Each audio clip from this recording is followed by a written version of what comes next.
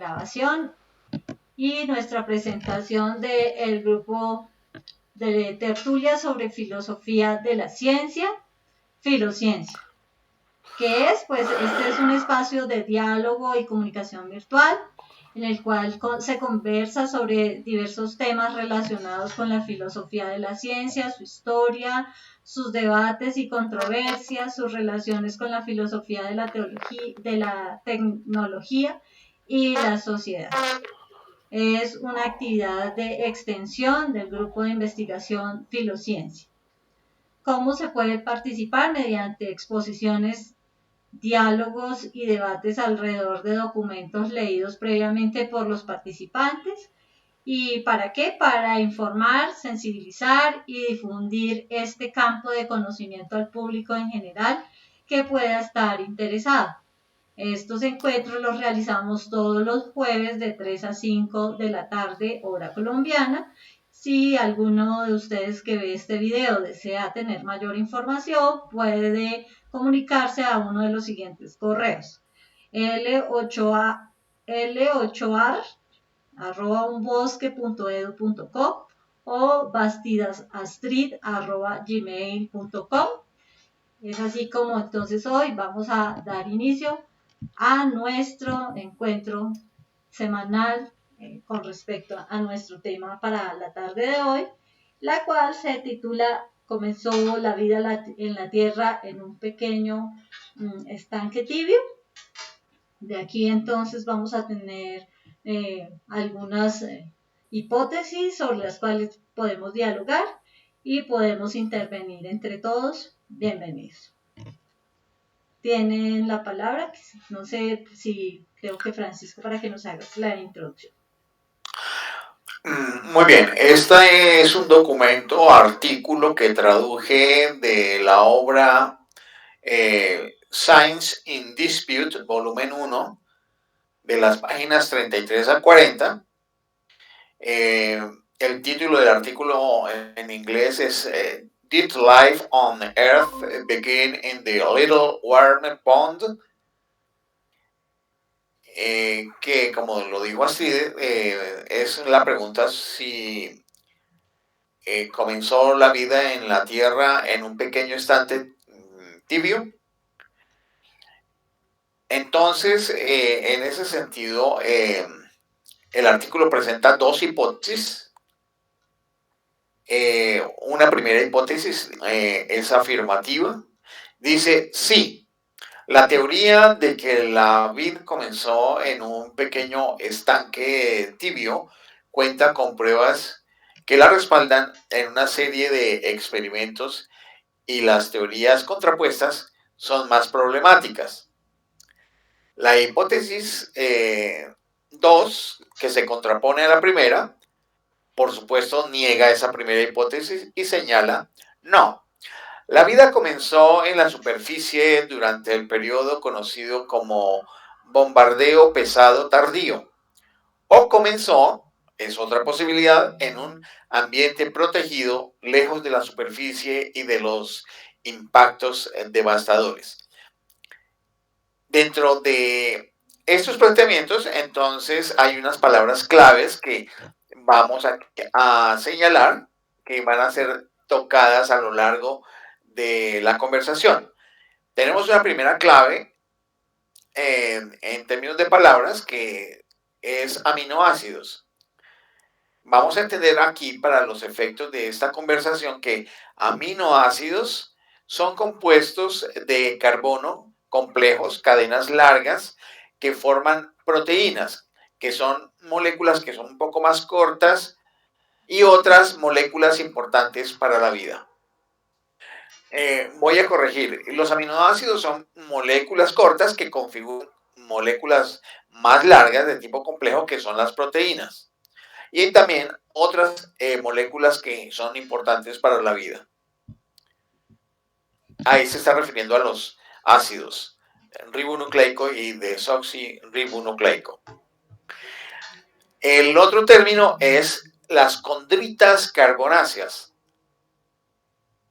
Se refiere a los meteoritos más antiguos del sistema solar, con respecto a los cuales se cree que son restos de los bloques de construcción iniciales, prístinos, de los planetas.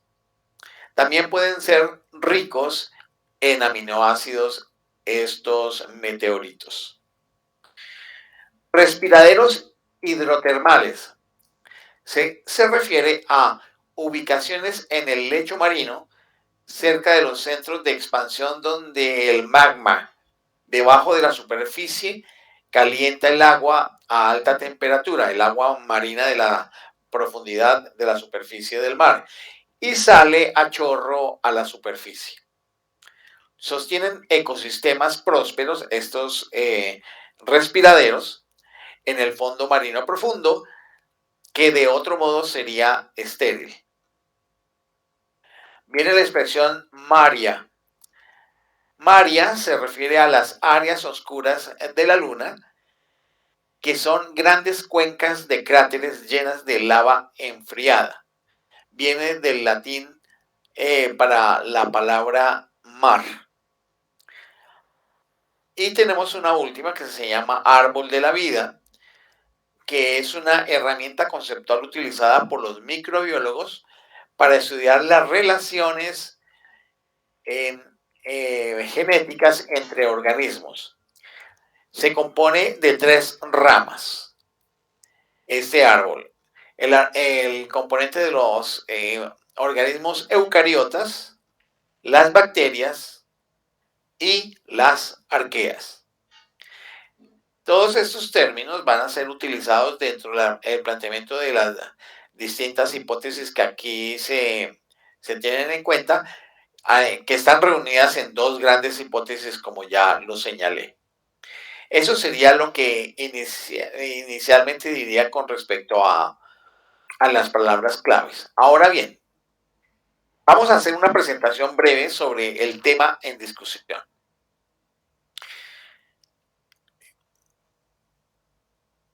El origen de la vida en la Tierra es uno de los problemas científicos más importantes y escurridizos que se tienen en el campo de la investigación científica.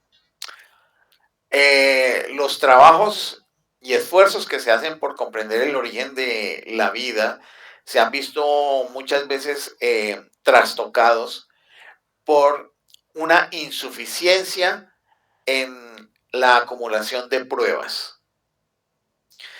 Ante esta dificultad, que es crucial, la búsqueda de una explicación científica para el origen de la vida se ha basado en hipótesis de fondo especulativo, observaciones de las condiciones actuales en la Tierra y en otras partes de nuestro sistema solar, y también en experimentos de laboratorio que buscan simular condiciones que se suponen se dieron en los primeros periodos de la historia de la Tierra, basados en otros datos científicos que pueden estar relacionados con las otras ciencias de la Tierra, que tratan los aspectos geológicos, la deriva continental, el asunto vulcanológico y otra combinación de conocimientos que pueden estar allí involucrados.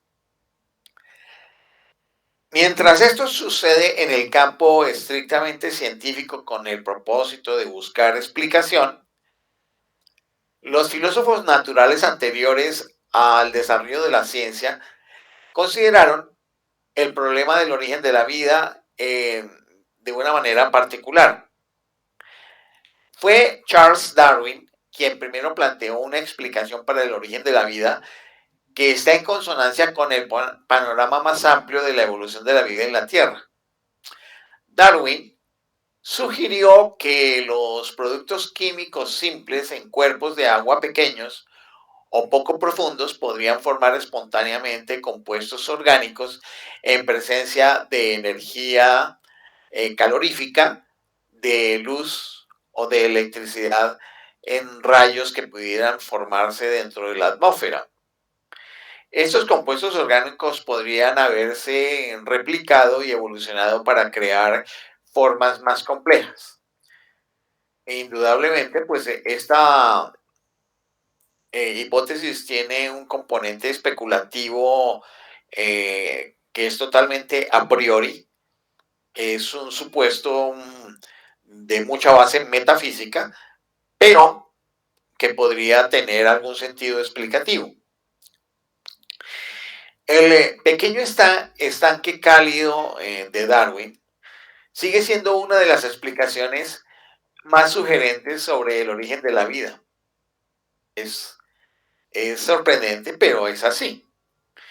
Un experimento clásico que se comentará más adelante, realizado por Harold Urey y Stanley Miller en la década de los años 50, trajo el problema del origen de la vida y el pequeño estanque cálido al laboratorio. Y hicieron una serie de pruebas allí y hicieron una simulación en la cual llenaron un matraz con los gases que creían que estaban presentes en la atmósfera de la antigua Tierra y los suspendieron sobre un pequeño charco de agua. Pero esta suposición no tiene una base documental, experimental o de hallazgos previos. Aplicaron simplemente chispas eléctricas siguiendo la idea básica de la hipótesis darwiniana a este sistema de elementos y observaron que compuestos orgánicos complejos, incluidos los aminoácidos, se formaban en abundancia dentro del agua. Los aminoácidos, recordemos, son los componentes más básicos de la vida en la Tierra y su producción en este experimento pues sugirió que de hecho los comienzos de la vida podrían haberse formado en entornos apropiados en la Tierra antigua, en este tipo de formaciones, de estanques que pudieran haber recibido tales cargas. Entonces, pues, ese primer planteamiento, pues, llama la atención. Por supuesto, hay argumentos a favor o argumentos en contra.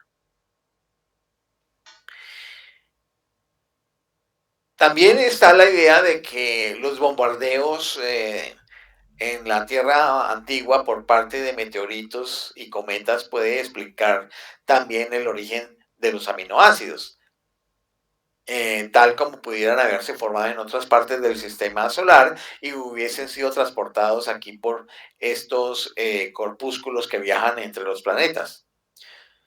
Uno puede decir que hipotéticamente los aminoácidos y otros compuestos orgánicos podrían sobrevivir en un viaje desde Marte u otro planeta a la Tierra y aunque no se ha identificado evidencia indiscutible detrás de esa transferencia o de ese trasegar, los científicos continúan estudiando meteoritos y cometas para comprender mejor el efecto de los impactos que se hayan dado en el planeta y si hay una relación directa con la formación de la vida.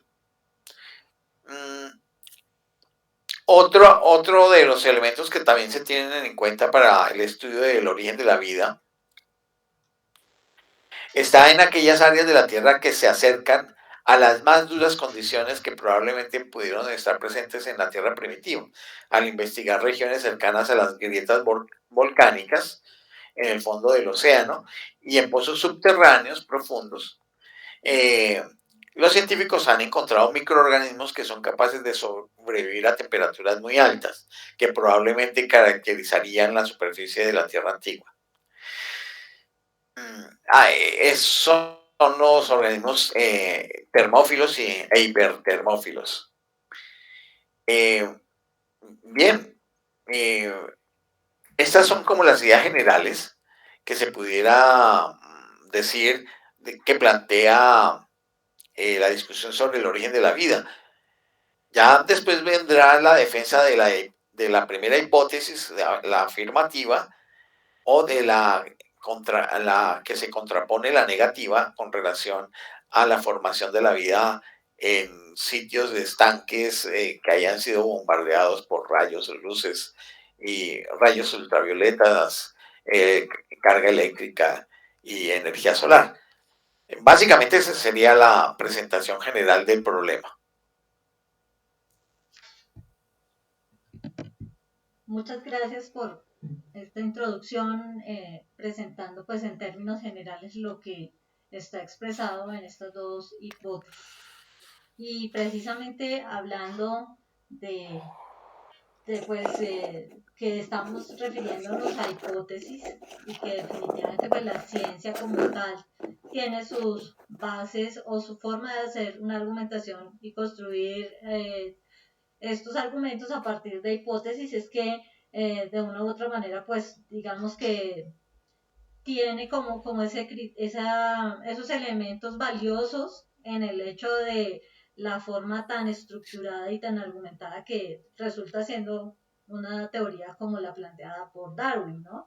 Y que después de varios periodos de tiempo aún tiene algunos elementos que siguen siendo reconocidos, digamos porque también hasta el momento una teoría más potente que esa pues no ha sido validada al interior de la comunidad científica a pesar de lo que pudiera estarse diciendo hasta el momento.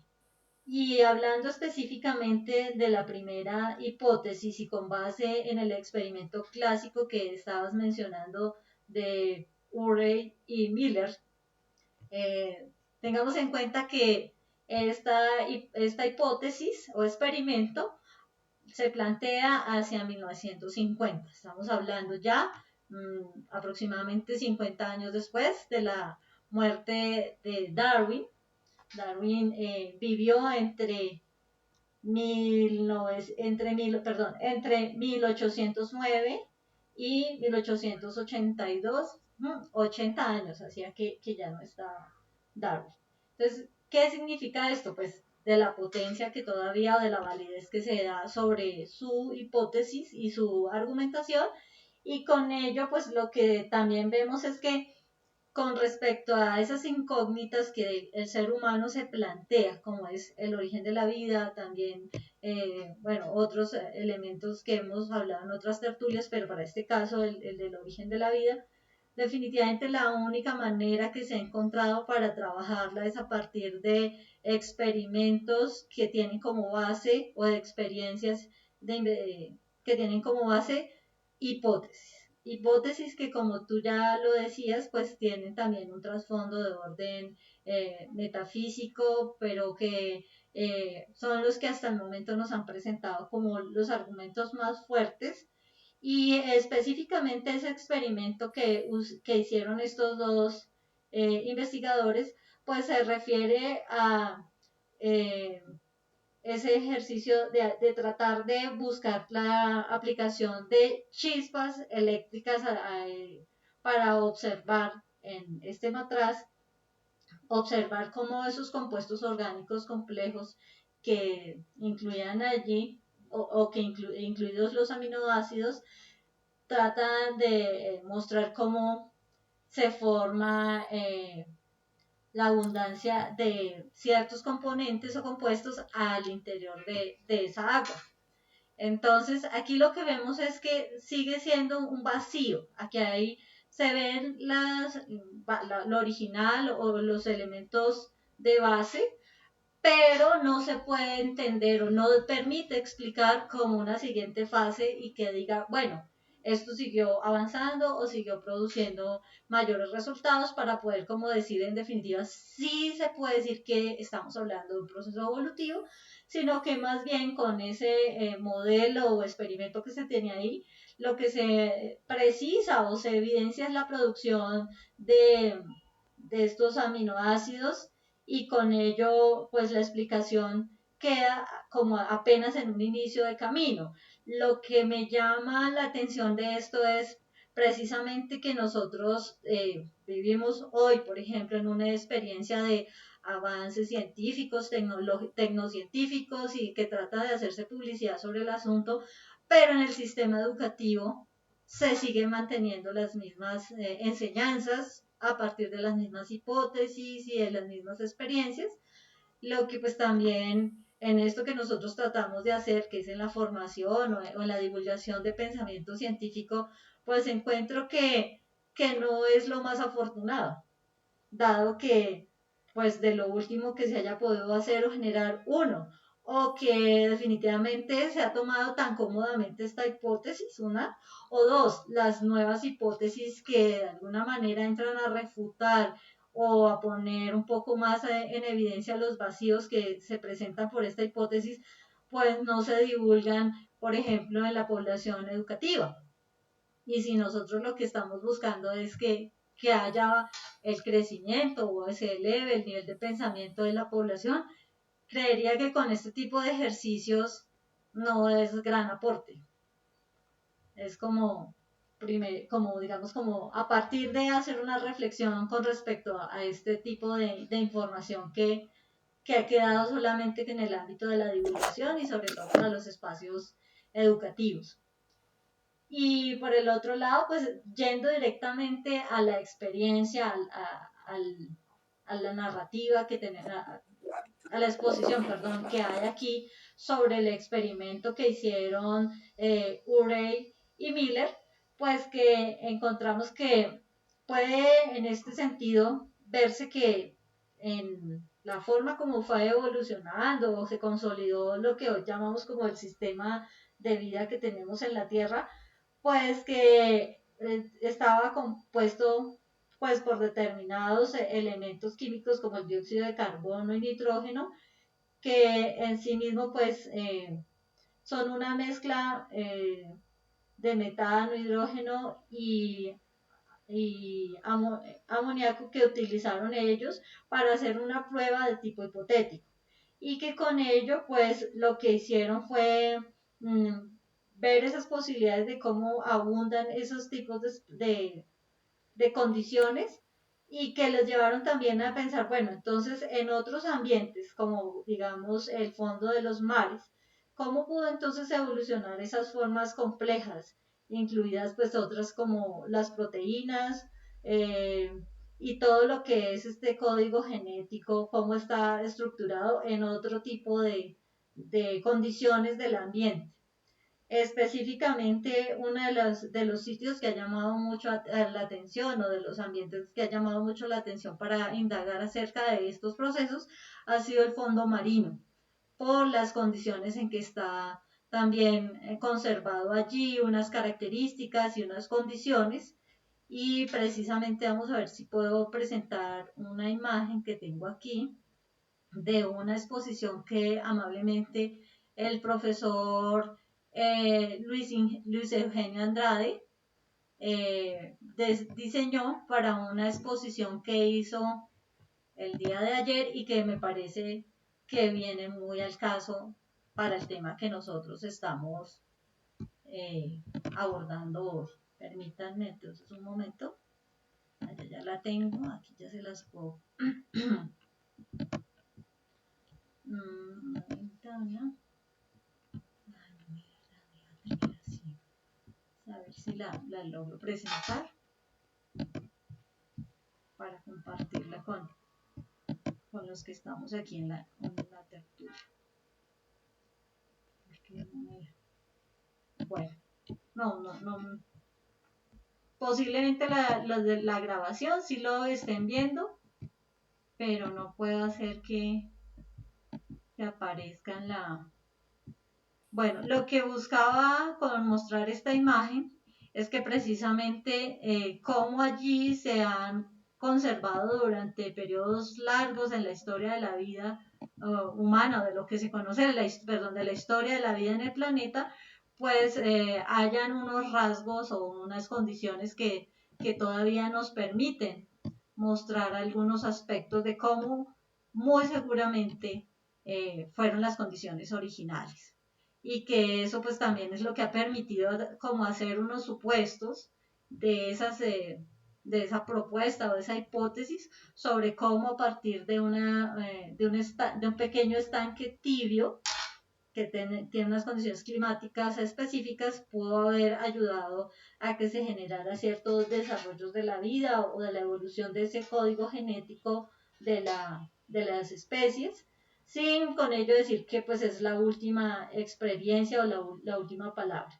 Estos científicos de los cuales hemos estado mencionando, pues ellos en sí consideraron o hicieron el supuesto de que la Tierra, en el sentido más antiguo, pues no proporcionó necesariamente condiciones similares a los experimentos que ellos hicieron. Sin embargo, con ello lo que buscaban era también encontrar alternativas de respuesta y pues por eso también buscaban en otros lugares que encontraran similitud, como lo que mencioné hace un momento de tratar de buscar en el fondo del mar o también de ver condiciones en otros cuerpos, como decir, como la luna, para hacer comparaciones y hacer unas conjeturas que permitieran de pronto ir dando algún argumento racional o razonado alrededor de sus hipótesis.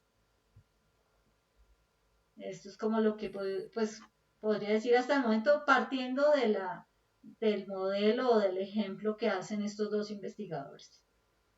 No sé si Armando, bueno, o de pronto Estela quieran hacer alguna otra participación.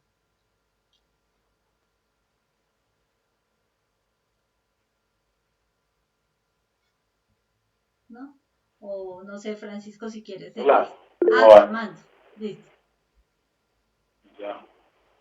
Pues bueno, yo lo que encontré es que, digamos, hay dos hipótesis. Hay dos hipótesis, la del pequeño estanque tibio y una segunda hipótesis que es que en la superficie hubo bombardeos pesados tardíos o que también se generó la vida en un ambiente protegido lejos de la superficie y de los impactos devastadores, es decir, en la profundidad del mar. Creo que es como era la primera hipótesis. Y bueno, también lo que hablamos ahorita de los aminoácidos, las condritas, los respiraderos, en fin, de las palabras claves. De la hipótesis 1, pues tenemos que la teoría de Charles Darwin con la teoría de la sopa química y que las termópilas que tenía, que había la teoría de las termópilas que eran bacterias de vida caliente, que era, digamos, como una forma de nacimiento de la vida. Y la otra era que es totalmente contraria, que es la tierra antigua, que era una tierra fría y congelada. Es como digamos, parte de la hipótesis 1. Y la hipótesis 2, pues estamos hablando del experimento de Miller y Urey. Entonces, pues sí, que ellos realizaron una cantidad de experimentos en agua, comenzaron a hacer experimentos en esa estopa química y generaron una chispa en una mezcla de agua, de metano, amoníaco y hidrógeno, que se cree que la composición contiene los elementos principales de la vida primitiva de la Tierra. Y que a una semana después de haber hecho esta mezcla, los complejos orgánicos de carbono, más 20 tipos diferentes de aminoácidos, componentes de la vida, pues generaron un tipo de reacción. Digamos que este experimento ha sido también replicado muchas veces, y por eso la teoría del estanque, los pequeños estanques cálidos, son la que más se sostiene, porque se cree también que salpicaron muchas partes de la superficie de la Tierra primitiva y que así pudo comenzar a formarse la vida. De esto pues también está como la defensa de los aminoácidos, porque son el requisito fundamental previo para la vida. Y que digamos que todos estos estallidos que se han dado en la Tierra, muy probablemente también se generaron, probablemente no, también se generaron en la Luna, y que si uno observa la Luna con binoculares, pues va a encontrar una cantidad de impactos muy similares a los que tuvo la Tierra, más o menos o sea que las características de la Luna y de la Tierra en sus comienzos, de los 4.000 millones de años, cuentan una historia de los frecuentes y masivos impactos en la Tierra y en la Luna. ¿Qué más se podría comentar sobre eso? Pues que el oxígeno es un producto de la fotosíntesis y no surgió en cantidades apreciables hasta después de que floreciera la vida microbiana en la Tierra, y que eso fue un proceso que duró más o menos 2.000 millones de años. Por lo tanto, la Tierra carecía de oxígeno, carecía de una capa de ozono capaz de proteger la vida, de la dañina e incluso mortal radiación ultravioleta. Y también, digamos, se supone digamos, que estas condiciones se pudieron dar en repetidas oportunidades, pero que la vida en general pues, fue atacada por los meteoritos, por los ataques de los meteoritos, y muy probablemente la vida se inició varias veces en la Tierra. Por ahora, como un comentario. Gracias, Armando, muy apropiado para el tema. Y a partir de eso que tú estás diciendo en esta parte final con expresar que la Tierra, pues dentro de los supuestos o las hipótesis que aquí se plantean, pudo haber comenzado varias veces o en varios momentos y desde diferentes características, por lo mismo que se ha estado explorando de otros cuerpos celestes, pero también al interior de los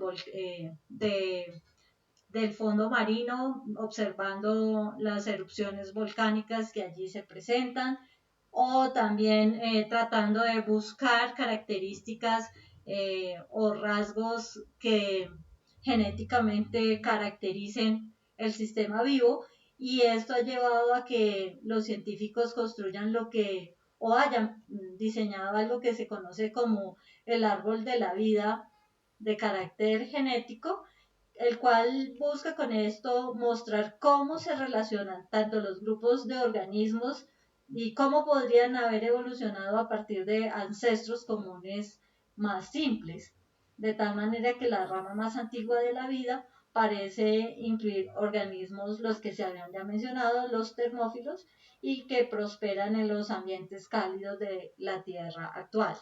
Entonces, como vemos, pues las posibilidades y las hipótesis se amplían cada vez más a través de las evidencias o de las pruebas que hasta el momento se han podido plantear o mostrar en este ejercicio, tanto de condiciones de ambientes ya fueran cálidos o ambientes fríos, o a partir de las evidencias de las características genéticas que presentan cada uno de estas especies y grupos de especies. Entonces, Francisco, si quieres seguir avanzando. Bueno,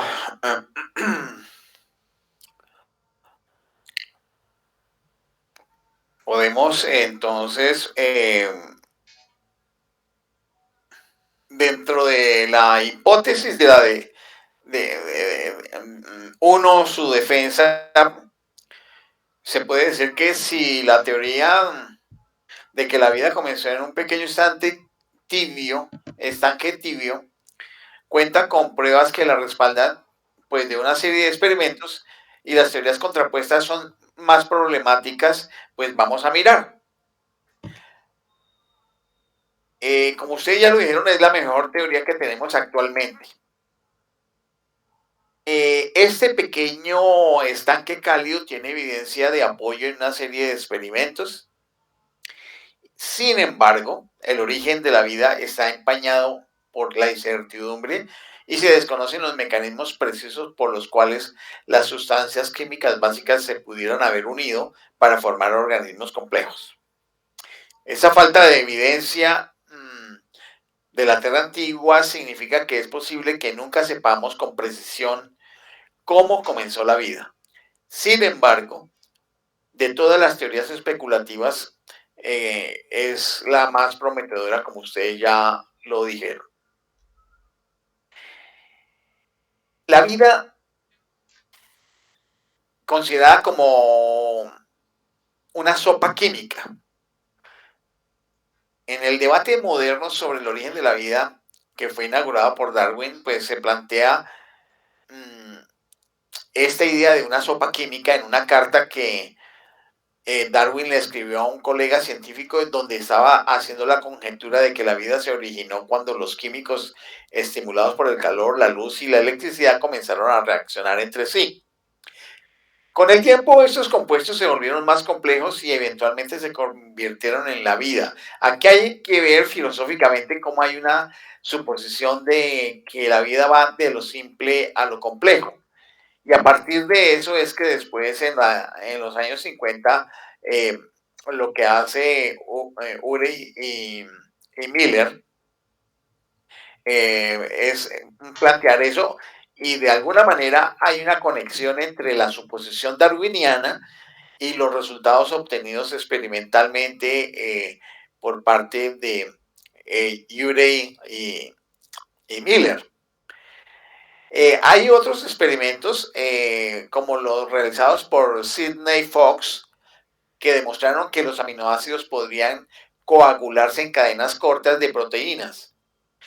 En ese sentido, Fox los llamó proteinoides. Parecía que los científicos estaban a punto de saber el mecanismo de la vida desde el cero, desde el inicio, trabajando en tubos de ensayo. Sin embargo, el trabajo de Fox ahora parece ser la especie de callejón sin salida, ya que no hay más pasos que dar después de haber construido proteinoides. Las proteínas y los proteinoides tienen una característica, y es ahí donde queda el callejón sin salida. Son moléculas que no se autorreplican. Y si hay una característica en los seres vivos es que molecularmente son autorreplicables. Estamos hablando del ADN. Por lo que pues, se podría decir que faltan unos pasos en el proceso, o que posiblemente ocurrió algo totalmente distinto. En ese sentido, el trabajo de Miller también ha perdido parte de su brillo, ya que ahora existen fuertes dudas de que la atmósfera de la antigua Tierra contuviese gases como los que él usó en su experimento. Es posible que en lugar de metano, hidrógeno y amoníaco, como lo mencionaste en su momento, la atmósfera primitiva fuera rica en dióxido de carbono y nitrógeno.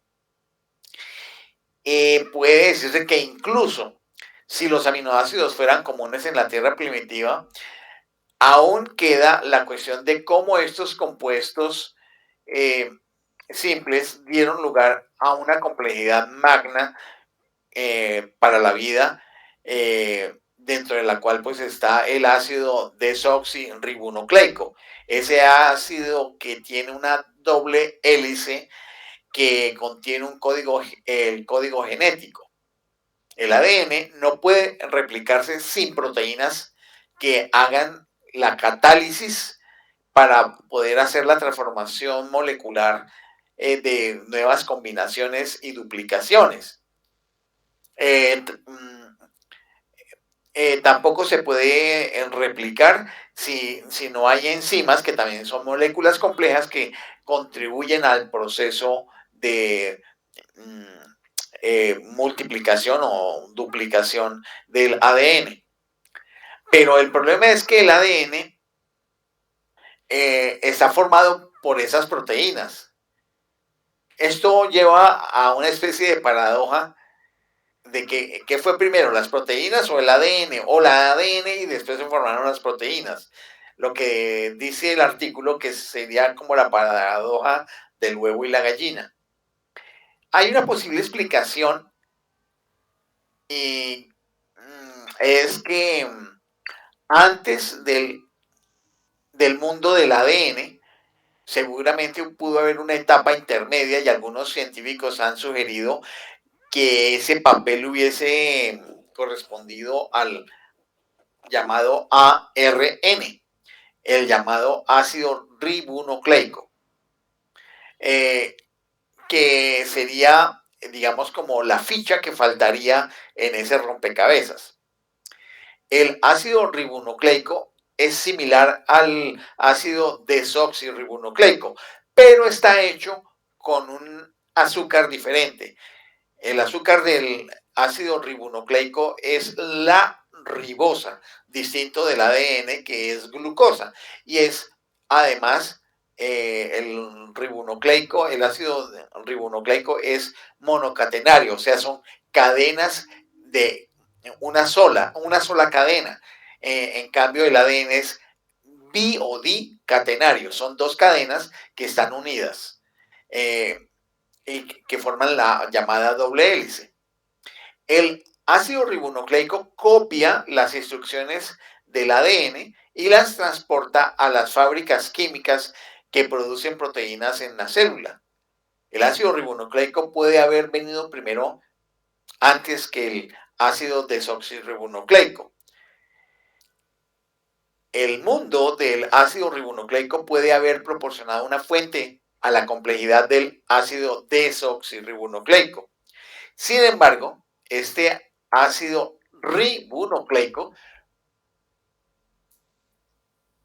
es muy difícil de producir en las condiciones probables de la Tierra primitiva, y allí está una de las dificultades dentro de esa teoría posible. Entonces, ¿cómo pudiera haberse formado el ácido ribonucleico?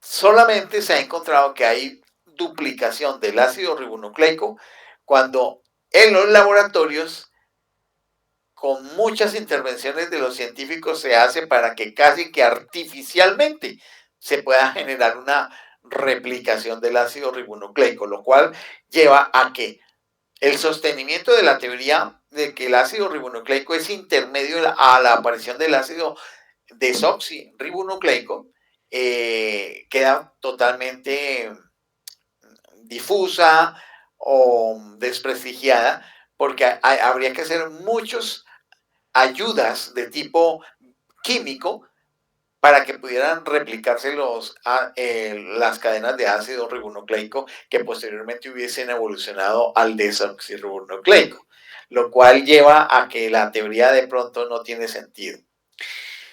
También podemos decir que debido a las dificultades con la teoría del pequeño estante tibio y sus variantes, pues ha surgido también otras teorías que pueden desafiarla. Muchas de esas teorías son interesantes, intrigan e incluso pueden tener cierto nivel de posibilidad. Sin embargo, todos tienen preguntas que no han logrado responderse, lo que hace aún más problemático la idea del pequeño estanque cálido. Hace varias décadas los científicos se sorprendieron al descubrir organismos que como ustedes lo señalaron, viven en zonas de mucho calor y que hace que pues la idea del estanque tibio carezca de sentido. Eh, Otros han estado buscando en los cielos los orígenes de la vida, en el sistema solar primitivo, que estaba repleto de meteoritos, cometas, y muchos de los cuales cayeron en picado a la Tierra. Sorprendentemente, hay muchos compuestos orgánicos en el espacio. Una teoría sugiere que esos compuestos necesarios para formar la sopa primordial pueden haber llegado desde el espacio, ya sea por colisiones o simplemente por unas fallas cercanas de las nubes de cometas. Incluso hoy en día se sigue buscando en las caídas desde el cielo, en una lluvia constante de polvo microscópico que contiene compuestos orgánicos, y se hacen pruebas a ver cómo pudiera darse explicación del origen de la vida a partir de esa transportación de moléculas básicas para la construcción de moléculas complejas que constituyen la vida. Y se pregunta uno, bueno, entonces ¿podría el contenido del pequeño estanque cálido no haberse formado en el estanque, sino haber venido del espacio? Bien, también hay sugerencias de que la vida puede haber llegado del espacio ya formada, que las células vivas posiblemente podrían haber hecho el viaje desde otros mundos, tal vez cubiertas por alguna fina capa de hielo protector que las pudiera defender frente a las altas temperaturas que pudieran haber aparecido en el roce al entrar en la atmósfera. O en las condiciones anaeróbicas que pudieran haber estado en el espacio interplanetario. El reciente descubrimiento de un meteorito que se originó en Marte ha dado apoyo a esta teoría que estamos mencionando. Hay alguna sugerencia de que el meteorito contiene microorganismos fosilizados, pero la mayoría de los científicos dudan de esta afirmación.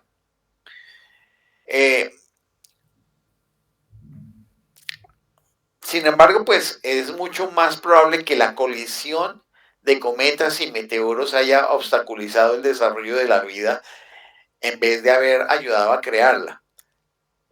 Los objetos que habrían sido lo suficientemente grandes como para suministrar una buena cantidad de material orgánico habrían sido muy destructivos cuando golpearan la superficie del planeta. Entonces parece probable que la vida comenzara en la Tierra y no en algún otro lugar del espacio y hubiese sido trasladada o transportada aquí. Además, pues la idea de que la vida puede haber viajado a la Tierra no ayuda a explicar pues tampoco el origen. Simplemente transpone el problema a algún pequeño estanque tibio distante en otro mundo, si es que la teoría del estanque tibio tiene sentido. Bien, hay una serie de otras teorías que proponen varios orígenes de la vida que han aparecido en los últimos años. Hay un abogado de patentes alemán llamado Gunther Wachterhauser,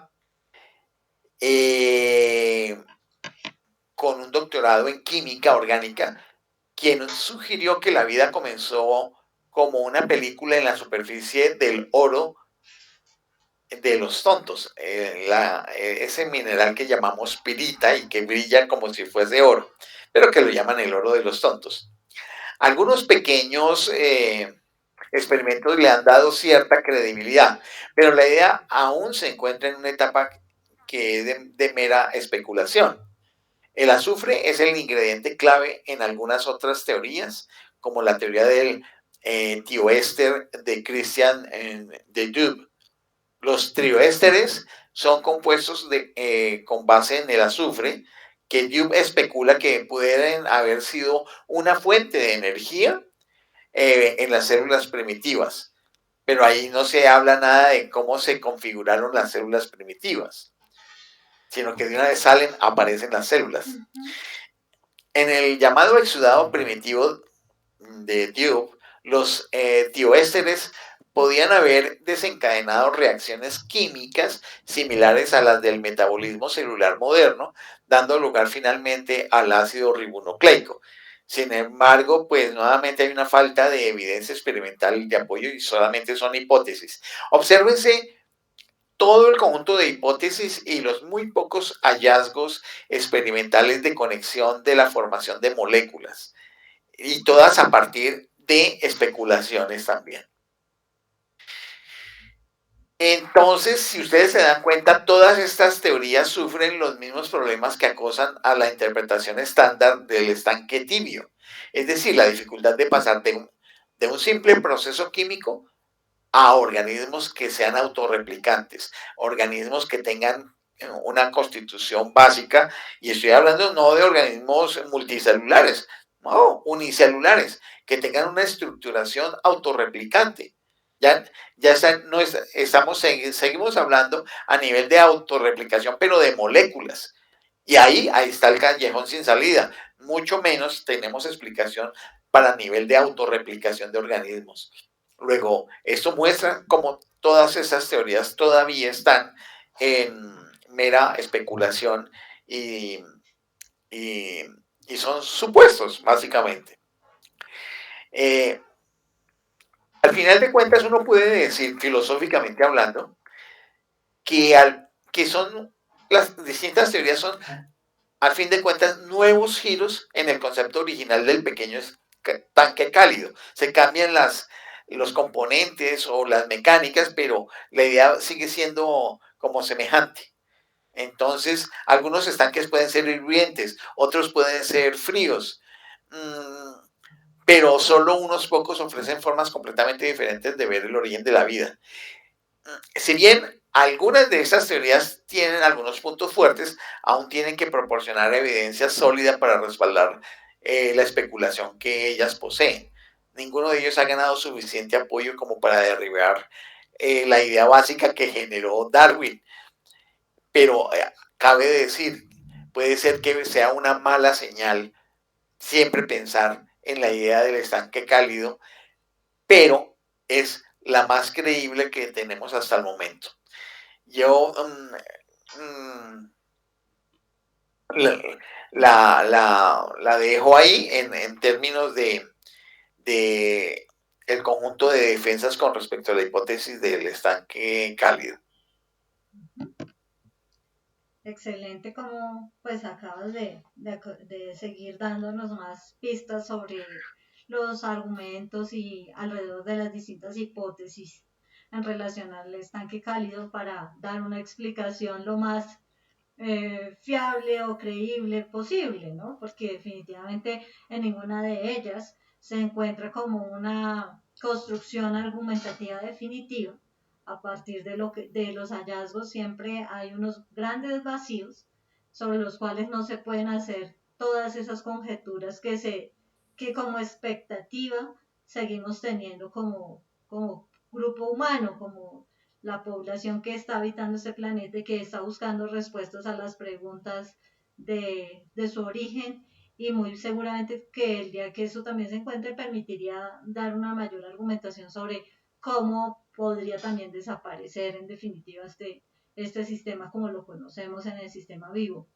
Ahora bien, si todo esto, como tú ya lo muestras, también nos permite hacer es unas reflexiones de orden filosófico, científico por las bases, por lo menos de las evidencias, y filosófico por la reflexión que como seres humanos nos hacemos en algún momento de la vida o de manera permanente, y es tratar de establecer conexiones de tipo causal.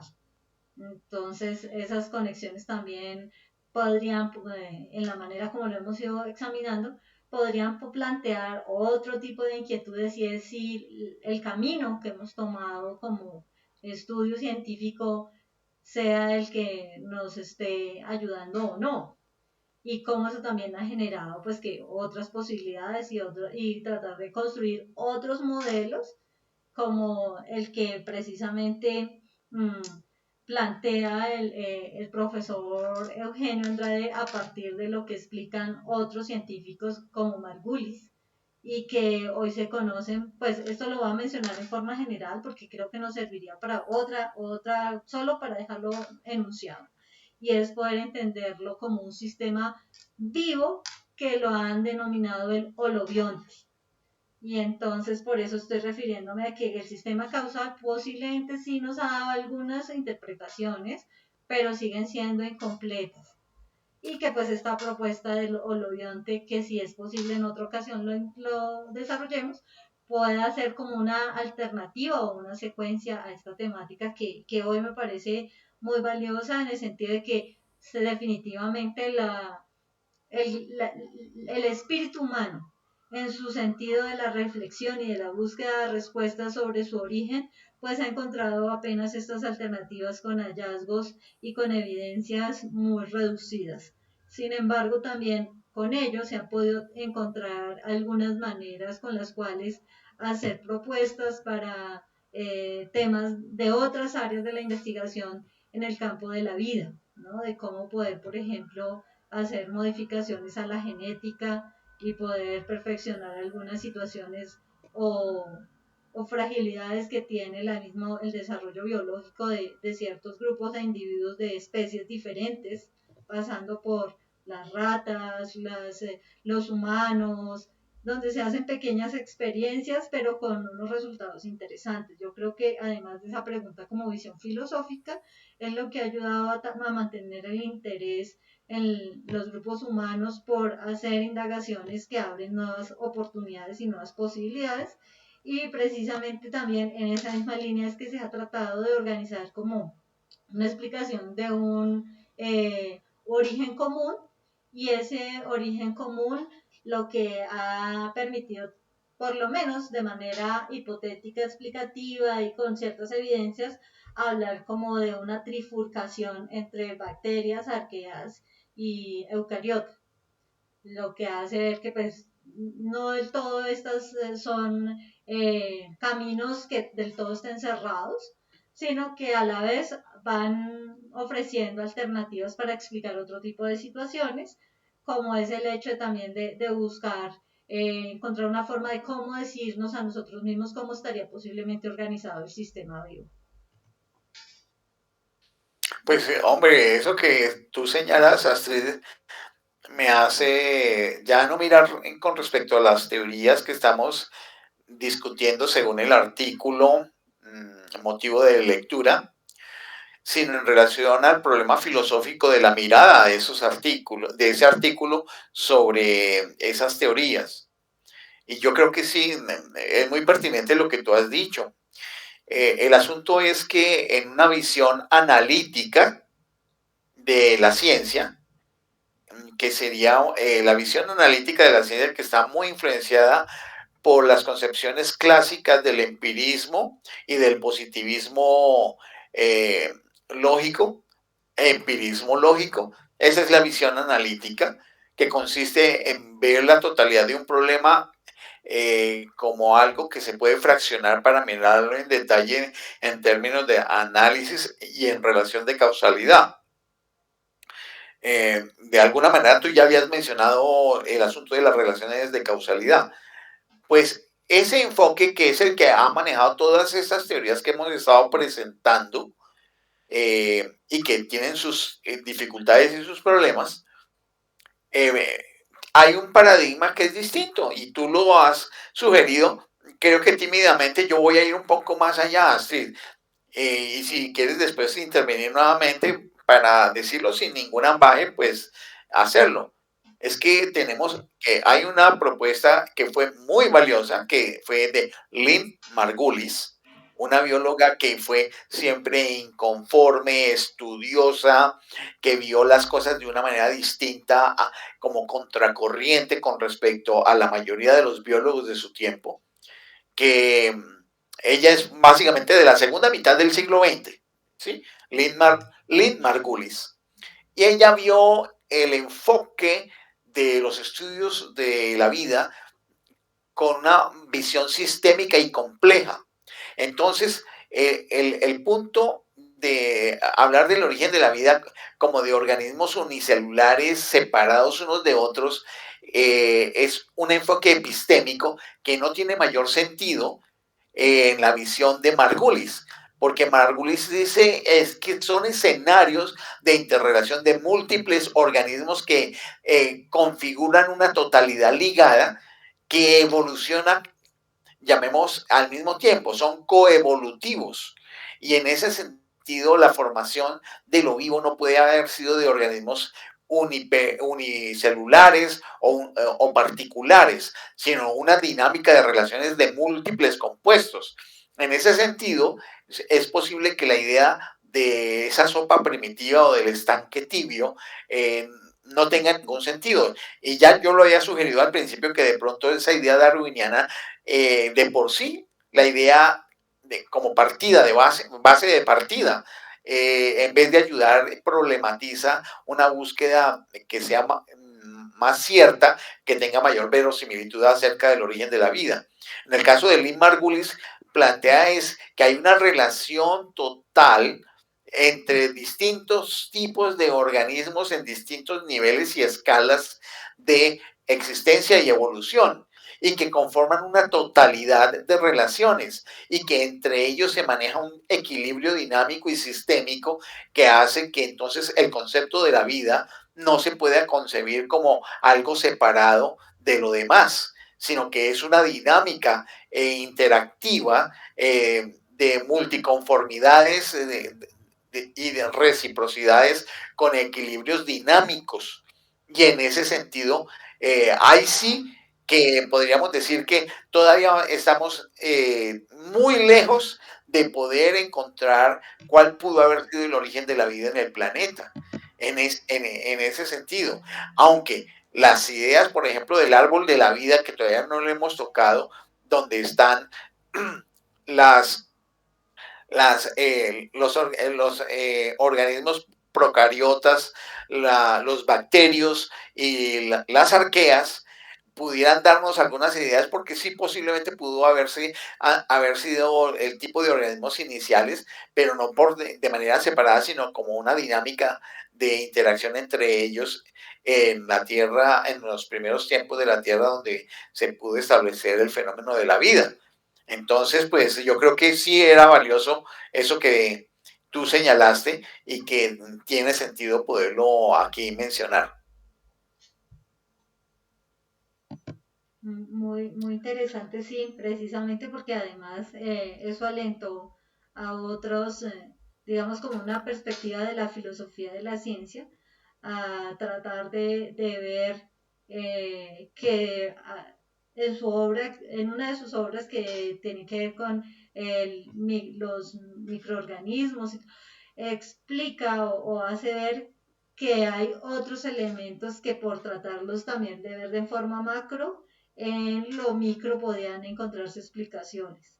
Y aquí pues se hace un juego de relaciones pensando en lo que Margulis expresó o planteó y que pues como que dan un sustento específicamente a todo esta búsqueda de las explicaciones sobre cómo esto más bien se trata de una relación simbiótica entre los seres vivos y no de unas relaciones independientes por especies, sino cómo precisamente interactúan las especies y se va generando una forma de vida. No sé si estás ahí, Armando, que quieras decir alguna de las reflexiones que esto te está pues motivando. No, pues ahí como la curiosidad, ¿no? De los ambientes tibios, del ambiente caliente y del ambiente extremadamente frío. Y digamos que ese el asunto es que se han descubierto organismos que pueden vivir en temperaturas extremadamente altas y además organismos que pueden vivir en temperaturas extremadamente frías. Y la paradoja es que, digamos que la teoría de la Tierra antigua fría pues es la menos aceptada, es digamos, la que menos quiere la gente. Y bueno, en cuanto al tema del viaje de la vida, de bacterias a través de meteoritos y todo, que pues, digamos que todo eso resulta altamente probable, además considerando que aún hoy tenemos, digamos, la percepción de ese polvo de estrellas que hablaba Francisco, donde suponemos pues siguen llegando microorganismos de la galaxia, ¿no? Entonces, bueno, pues me imagino que la señora Margulis, pues tendrá muchas cosas que decirnos y pues será interesante conocerlas. Bueno, pues yo creo que también ya podríamos entonces tomar en cuenta la siguiente hipótesis, ¿les parece? Como porque pues este espacio de esta teoría nos puede servir para otro, digamos para profundizarlo en otro video. La niega. Ahora ver un poco sobre los argumentos que la niegan. En esta hipótesis pues dice que pues que la vida comenzó según esto en la superficie de la Tierra durante un periodo conocido como bombardeo pesado tardío o comenzó en un ambiente protegido lejos de la superficie y de los impactos devastadores. Y su punto de partida es precisamente como tener en cuenta lo que está claro o evidenciado, y es que para los científicos, aunque poco se sabe sobre el origen de la vida, lo que sí está definido claro es que sucedió, sí o sí sucedió. Así que la Tierra, pues aproximadamente lo que se ha podido calcular es que se formó hace 4.500 millones de años a partir de innumerables colisiones de rocas más pequeñas. Y pues estos escombros sobrantes de la formación del planeta que atravesaron el sistema solar bombardearon la Tierra incluso después de que alcanzó el tamaño máximo. Durante este periodo conocido como el bombardeo intenso tardío, la superficie fue devastada de manera rutinaria por grandes impactos. Y este periodo terminó aproximadamente hace unos 3.800 millones de años. Que aún por extraño que esto parezca, pues los microfósiles más antiguos que se conocen datan de 3.500 millones de años y hay temporadas de evidencia de vida desde hace 3.800 millones de años. Esto hace parecer que tan pronto como la vida pudo sobrevivir en la superficie de la Tierra, pues comenzó en muy poco tiempo empezó pues ya a fortalecerse, pero pues también tienen sus críticas, o los científicos creen que el origen de esas primeras formas de vida a partir de formas no vivas deben haber tomado pues haber tomado más de unos pocos millones de años antes del final del intenso bombardeo tardío y la primera evidencia de vida. Es decir, pues que todavía aquí hay como cosas que faltan por precisar. Por lo tanto, pues la vida comenzó en la superficie durante el bombardeo intenso tardío y comenzó en un entorno protegido lejos de esa superficie, dado los impactos devastadores. Esto indica que de una u otra manera tendrían que haber condiciones también muy apropiadas como para que, a pesar o debido a esos cambios en la superficie terrestre, pues tuviera que también unas condiciones fundamentales para que pudiera mantenerse, como digámoslo así, un remanente o algo que hiciera que la vida no desapareciera del todo del planeta. Entonces, pues con esto se abre la perspectiva de la hipótesis 2, donde no necesariamente fue por el camino del estanque tibio. Sí, vale decir que el hito que se hace con el experimento de Miller y Urey, sí, plantea que se podían ensamblar en un entorno simple, compuestos por moléculas básicas, unas moléculas más complejas a partir de electricidad, una atmósfera determinada, una temperatura determinada, descargas eléctricas, etc. Pero nada garantiza que pudiera haber existido un entorno de estas características en la Tierra primitiva. Además que los aminoácidos tan solo son un requisito previo para la vida, pero no es la única cosa.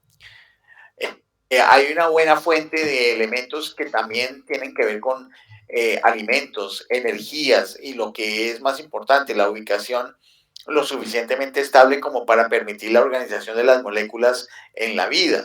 Entonces, muchos de lo que los científicos saben sobre las condiciones de la Tierra primitiva proviene de los estudios que se han hecho sobre las rocas lunares. Al carecer de atmósferas u océanos, los eventos registrados en la superficie de la Luna no se erosionan con el tiempo. La Luna actúa como un dispositivo de registro geológico que sirve de comparación para lo que pudo haber sucedido en la Tierra. Si es que la Luna tiene un origen compartido con la Tierra, cosa que algunos toman en duda. Lo cual permitiría pues describir la historia de la superficie terrestre a partir de los hallazgos que se puedan haber encontrado en los estudios de las rocas lunares. Vale decir que el registro lunar se puede leer en cualquier noche clara en la cara de la luna llena. Las áreas oscuras o las llamadas maria son grandes cuencas excavadas por impactos masivos y luego llenas con lava, pues eso es lo que se señala. Se dice que con un par de binoculares se revela aún más cráteres creados por impactadores más pequeños. O sea que uno encuentra cráteres muy grandes, pero dentro de esos cráteres muy grandes, cráteres más pequeños. Se señala que en general las características más antiguas de la Luna datan de hace unos 3.900 a 4.000 millones de años. Y cuentan una historia de impactos masivos y frecuentes en el sistema Tierra-Luna. Hace 4.000 millones de años la superficie de la Luna y por extensión la de la Tierra tenían un entorno hostil. Otro factor que hizo que la Luna, o mejor, que la superficie de la Tierra fuera inhóspita para la vida, pues era este carácter hostil. Bueno, y también para la Luna, indudablemente. Y hace 4.000 millones de años la atmósfera de la Tierra estaba compuesta en gran parte por nitrógeno y dióxido de carbono. El oxígeno es producto de la fotosíntesis y no surgió en cantidades apreciables hasta después de que floreciera la vida microbiana en la Tierra durante más de 2.000 millones de años. Una atmósfera de oxígeno iluminada por radiación del Sol produce oxígeno a 3, o sea, 3 átomos de oxígeno, conocido como ozono. Por lo tanto, sin oxígeno, la Tierra carecía de una capa de ozono capaz de proteger la vida en la Tierra e incluso pues habría un peligro mortal de radiación ultravioleta que hubiese eliminado cualquier estructura viva si no existiese ese ozono. Para empeorar las cosas, el Sol estuvo mucho más activo en el pasado que actualmente, produciendo tremendas erupciones solares e increíbles ráfagas de radiación ultravioleta. Entonces, cualquier organismo en la superficie de la Tierra hubiese sido dañado por la intensa radiación, un destino inadecuado para una mayor reproducción y crecimiento de lo que hoy conocemos como seres vivos. Vale decir también que la superficie de la Tierra era muy diferente hace 4.000 millones de años. La cantidad total de la superficie terrestre expuesta o continentes no cubiertos por agua eran mucho menores que en la actualidad. Por lo tanto, lo más probable es que cualquier entorno microbiano potencial estuviera cubierto por una capa de agua, quizás de 1 kilómetro de espesor o más. Esto reduce la posibilidad de que los compuestos adecuados queden confinados en un pequeño estanque cálido, y como en el experimento clásico derivado de la idea darwiniana. Ahora bien, pues los científicos saben una cosa con certeza: la vida comenzó en algún momento. De alguna manera, los bloques de construcción adecuados, como los aminoácidos, se formaron en la Tierra o se enviaron a la Tierra. Pero además del pequeño estanque cálido, hay otras fuentes de productoras de aminoácidos en el sistema solar. Ya hemos sabido de los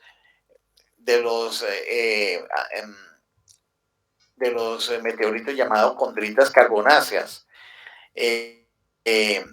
Estos objetos caen rutinariamente sobre la Tierra e incluso hoy en día representan una fuente potencial de aminoácidos. Entonces, pues, está esa visión que iría en contraposición de la idea del estanque cálido. Podemos decir que si la superficie de la Tierra no permitiera la formación de aminoácidos y la vida posterior, existen otras fuentes de materias primas. Ahora, en relación con la vida en el calor extremo, nuevamente pudiéramos decir que hoy en día dos ambientes únicos sustentan extensos ecosistemas microbianos en lo que muchos considerarían lugares inhóspitos. Cerca de las fisuras volcánicas activas en el fondo del mar, conocidas como los sistemas de ventilación hidrotermal, los microorganismos no solo existen, sino que también prosperan y sustentan un ecosistema dinámico de formas de vida que son microscópicas. El agua calentada por volcanes sale de los conductos de ventilación más calientes, conocidos como fumarolas negras, con una temperatura superior a los 400 grados centígrados. Esta agua interactúa con el agua del mar, que está habitualmente a 2 grados centígrados en la base del océano, en el fondo del océano. Entonces, hay un contraste ahí de temperaturas. Algunos microorganismos se encuentran en este entorno y prosperan a temperaturas de más o menos 100 grados. que es el punto de ebullición del agua. Ustedes se imaginarán no solamente la temperatura, sino en los niveles de presión atmosférica que hay allí. Los organismos obtienen la energía por reacciones químicas con los materiales liberados por las fumarolas negras de, de estas grietas donde surgen estas sustancias con altísimas temperaturas. Entonces, si tenemos en cuenta esto, en la Tierra primitiva, donde el vulcanismo submarino debió estar muy extendido, estos ambientes eran superabundantes. Tienen la ventaja de haber estado ubicados a muchos metros bajo el agua y estaban protegidos tanto de los impactos de meteoros como de la radiación ultravioleta. Allí podía haber una muy plausible posibilidad de origen de la vida. Bueno, pero aún así algunos de los impactadores más grandes que golpearon la Tierra durante un fuerte bombardeo de meteoros pudieron haber tenido suficiente energía para hervir los océanos por completo, destruyendo incluso esos entornos submarinos. Entonces, los científicos han buscado en las profundidades subterráneas otra posibilidad, hábitats que sean capaces de albergar vida. Entonces se ha buscado entonces otro tipo de explicación. Y recientemente los sedimentos recuperados de pozos profundos cerca de la reserva nuclear Hanford en el estado de Washington, en los Estados Unidos, han mostrado evidencia de una actividad microbiana y algunos de estos organismos provienen de muestras originalmente a profundidades de casi 3 kilómetros de profundidad, donde es un asunto de profundidad dentro de la Tierra misma. Los organismos prosperan en el agua de los acuíferos profundos. Eso sí, el elemento agua está allí, pero a mucha profundidad bajo tierra. Y las reacciones químicas en el subsuelo. Y por esta profundidad en estos ambientes, pues estarían también protegidos de los impactos de la radiación ultravioleta proveniente del Sol. Entonces, ambos ambientes que están a alta temperatura, más de 100 grados en las fuentes hidrotermales y hasta 75 grados en los ambientes subterráneos, podrían ser posibles explicaciones que contrastaran con la idea del estanque tibio.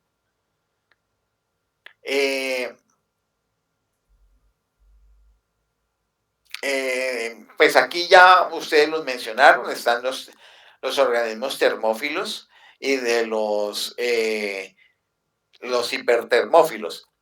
Los organismos termófilos pues son aquellos que viven más o menos en ambientes con temperaturas de los 45 grados centígrados, y los hipertermófilos los que viven en ambientes de 80 grados centígrados de temperatura. Los primeros organismos en vivir en tales ambientes tendrían que ser termófilos o hipertermófilos.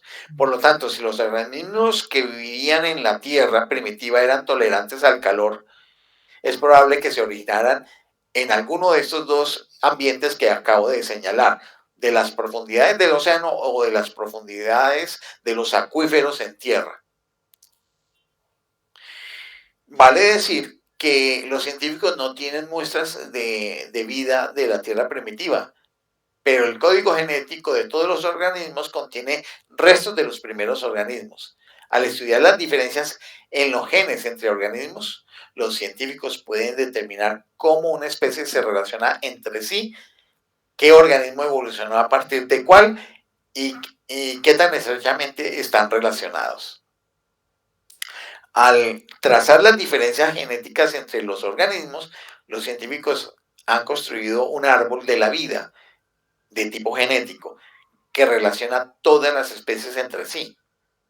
El estudio de toda la vida en la Tierra revela varias clases importantes de organismos. En primer lugar, ya lo había mencionado, están los eucariotas, que contienen todos los microorganismos cuyas células tienen un núcleo. así como la vida microscópica familiar, como los hongos, los robles y los propios seres humanos. Luego están las bacterias, conocidas también con el nombre de monara, que son organismos unicelulares que carecen de núcleo celular. Y por último están los organismos que se consideran los más antiguos, que son llamados las arqueas, que estarían más cerca de la raíz de tal árbol de la vida y presumiblemente están más estrechamente relacionadas con el ancestro común que evolucionó por primera vez en la Tierra primitiva. Entonces, observen ustedes, las arqueas serán las organizaciones de vida más primitivas. Ahora, ¿cómo se constituyeron las arqueas desde las moléculas más simples? Eso no lo sabemos. Pero posiblemente de las arqueas evolucionó a las bacterias o los bacterios que son unicelulares pero sin núcleo celular. Y luego los eucariotas, que serían los organismos con núcleo celular, que implica un centro de coordinación de las funciones, que después seguiría evolucionando hasta el punto de las especies de mayor desarrollo, como la nuestra y la de otras especies de animales mamíferos, por ejemplo. Vale decir que el estudio de las arqueas revela una gran cantidad de organismos que son termofílicos y también hipertermofílicos. O sea que hay una relación directa entre las altas temperaturas y las arqueas, lo que indica que el ancestro común probablemente también fuera un termofílico, lo que hace que los respiradores subterráneos y los hidrotermales de las bajas profundidades del mar sean unos lugares atractivos para la evolución de la vida y que tendrían mayor peso, llamémoslo así, de explicación posible sobre el origen de la vida que la del estanque pequeño. En ese sentido, entonces, vale decir que hasta la fecha hay al menos una docena de también explicaciones al respecto sobre el origen de la vida, pero que se combinan con las teorías de los meteoritos.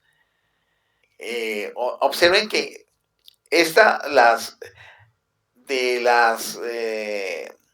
el árbol de la vida con las termófilas e hipertermófilas con respecto a los meteoritos se pueden combinar, indudablemente. Y todo esto le da cada vez más, llamémoslo así, puntos a favor a nuevas teorías que se distancian de lo que sería la teoría del estanque tibio primitivo. Me detengo ahí. ¿Quieres algún comentario, Estela o Armando, alrededor? ¿O Armando? No, pues a mí me parece como algo de ciencia ficción. Realmente, pues yo disfruté mucho la lectura y yo me maravillaba, no entendía cómo debajo de una superficie de 1 kilómetro de hielo pudiera haber todos estos cambios, ¿no? Y sí, pues le queda a uno una duda muy grande, ¿no? De realmente a dónde no se ha explorado, porque pues todas las teorías son plausibles de alguna manera, y digo de alguna manera porque pues también hay que entender los periodos en los cuales ellas fueron producidas, ¿no? Entonces falta ver, como decía ahí en la lectura, ahora que lleguemos a otros espacios, qué otra nueva teoría se pueda sustentar con nuevas investigaciones. Armando. Y también hay como el tema de este señor David McKay, que son los investigadores de la NASA que encontraron actividad microbiana en un meteorito. De ahí surge también la hipótesis de que muy probablemente la vida también está viajando, ¿no? Porque es un meteorito marciano y llega a la Tierra y tiene pruebas microbianas, entonces también ahí existe la posibilidad de que la vida se esté implantando o se esté generando desde otros lugares. No sé si, digamos, también puede ser que el ambiente de la Tierra pues hace que estas bacterias se evolucionen. En fin, ¿no? Entonces cada vez es más difícil de interpretar el origen de la vida. Pero yo sí creo que es muy probable que entre todos esa lluvia de meteoritos, lo que ha ocurrido en el trasegar de la formación del planeta Tierra, que también nosotros muy probablemente conocemos un sistema solar pues moderno, pero había un sistema solar antiguo, que todo eso ha ido evolucionando, ha ido cambiando, se ha ido transformando, pues imaginando también que a la Tierra finalmente la golpeada de meteoritos, y eso era como si fuera una pelota de goma a la que le caían más y más piedras, y la Tierra siguió, digamos, creciendo, hasta que de pronto encontró una estabilidad. Y puede suceder pues, en demás planetas del sistema solar. Ujú.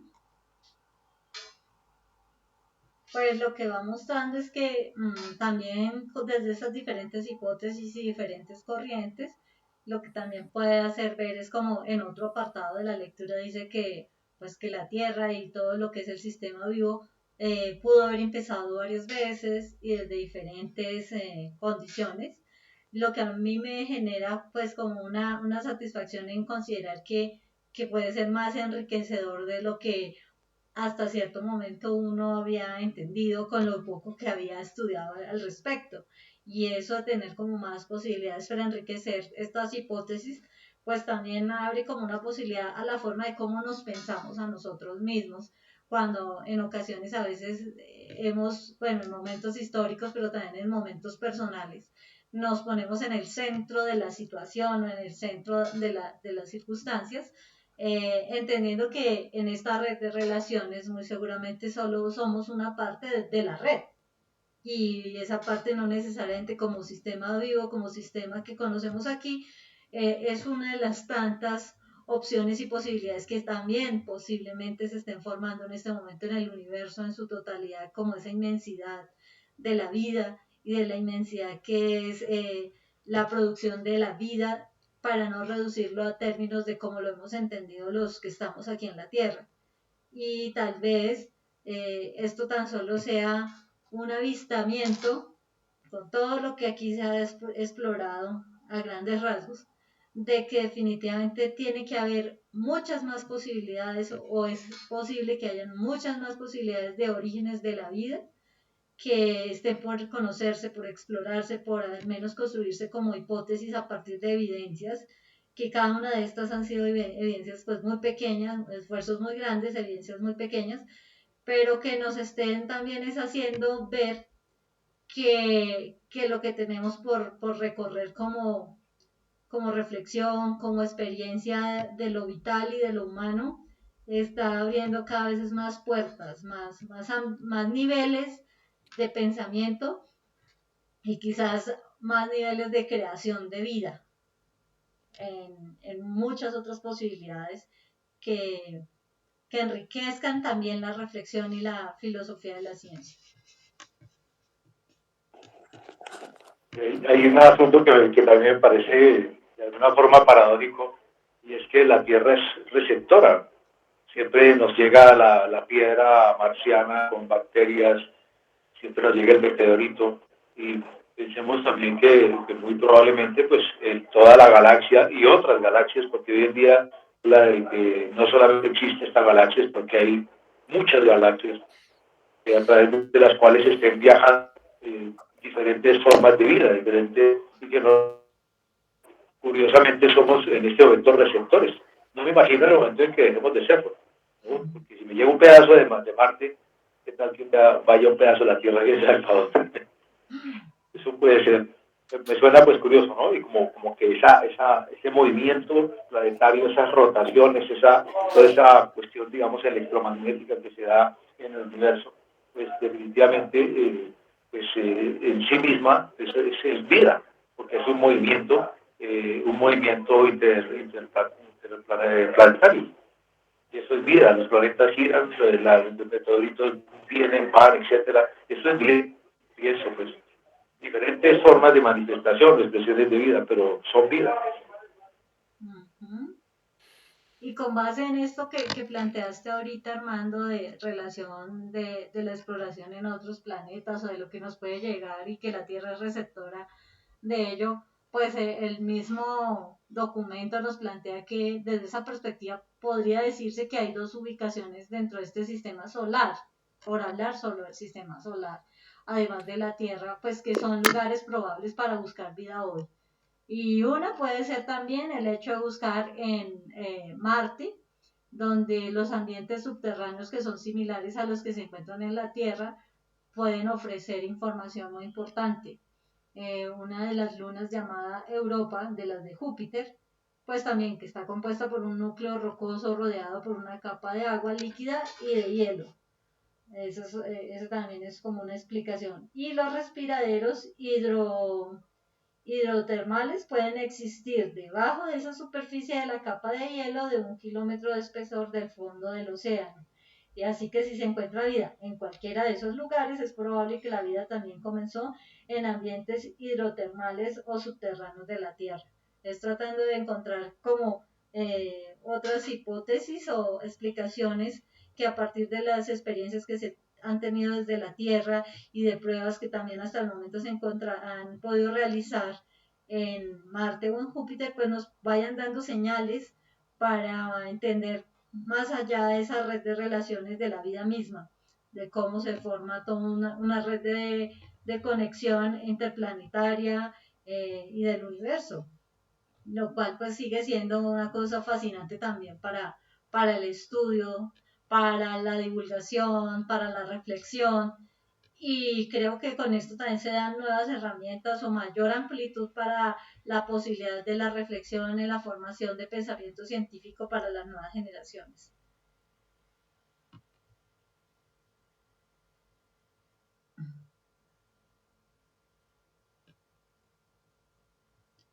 ¿Alguien más quiere Es hacer?